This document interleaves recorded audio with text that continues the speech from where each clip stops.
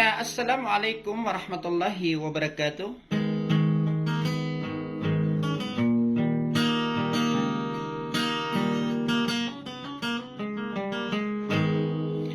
Na pangning ko siwa ko lagi ang kanang kun amak mamanaw sa lamakan aso kun so kalilintad na gusto kapipi a ginawa.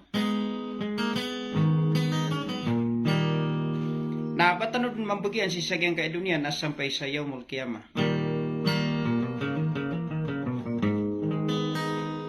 Sagya kun ang mga rinarinaw ang gulalan si sagyang kaiya irwin nagagaw na pananadam.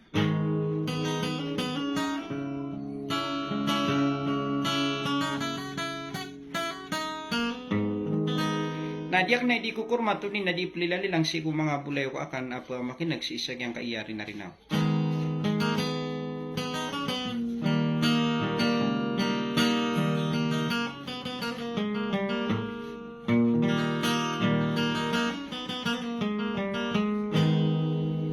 Sa wadong kong manarya di ko lakaintinding sakit pumagulaw anakan si isagyang kaiya mga rinarinaw na tarotot ni Ronso kalaw di kang giginawi. Kakataw ni Bukman na subusutuan tanoy da kalamba isa tila na guda ka paawing isa katea sa pamakin ganiw sa wasala.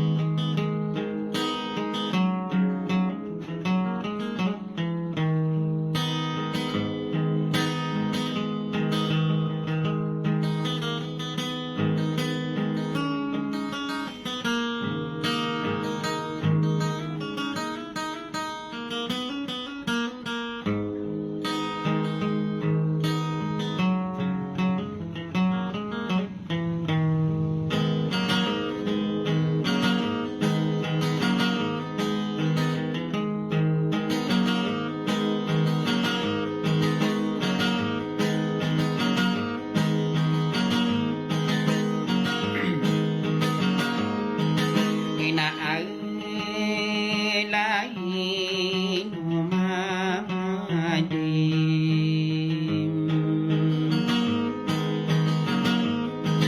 ino ay lamang taranong ko tawa maudurain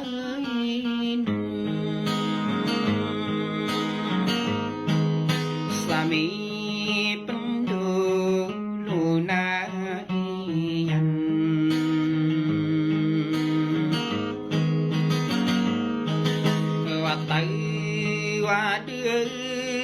pangisok sakining daulunan yan sa ginawa ko arawim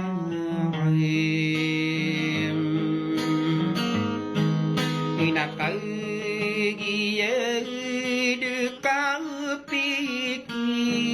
irarini waudupem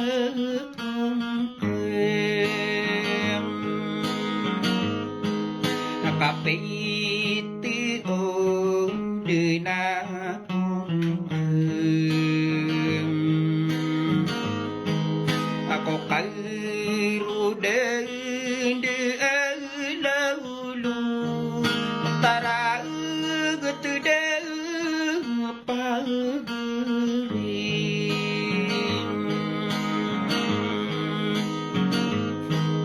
inakaino noming gering ngadi pekarong ganatay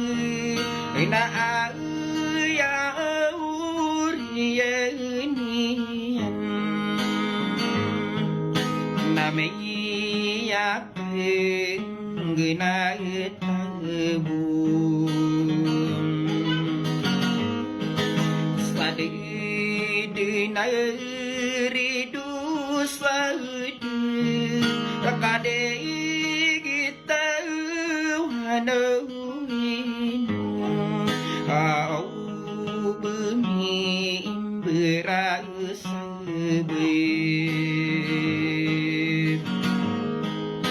sa ito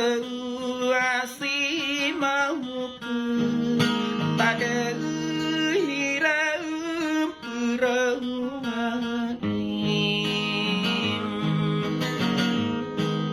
inaugi girau kuramigim isai buang sami yarai nada sami nandayunan ani auranuni anasa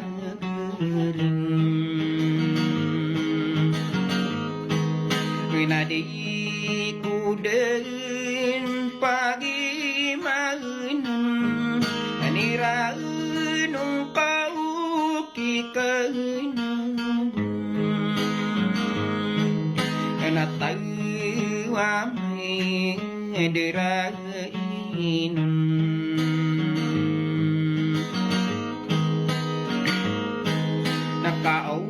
nakaumiyag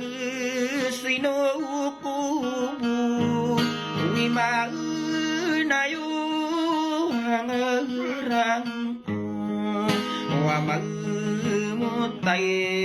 ko sa sirim inasal kadeng ni kaugu inamala kau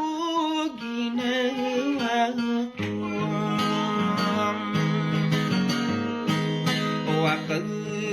tamay ng sairahin una pusang sarang kauno kainilalanarasay sa kining geringang kauno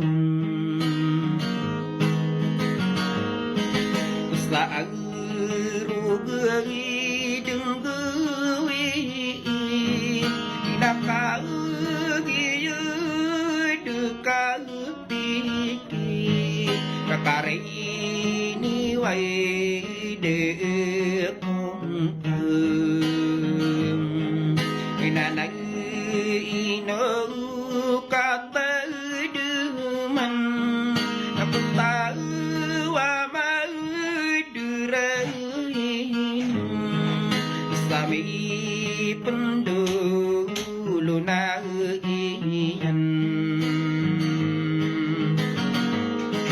nakabesada kau seubedung umame belesata dengan sare bunang kusaya den sare bunai kusaya den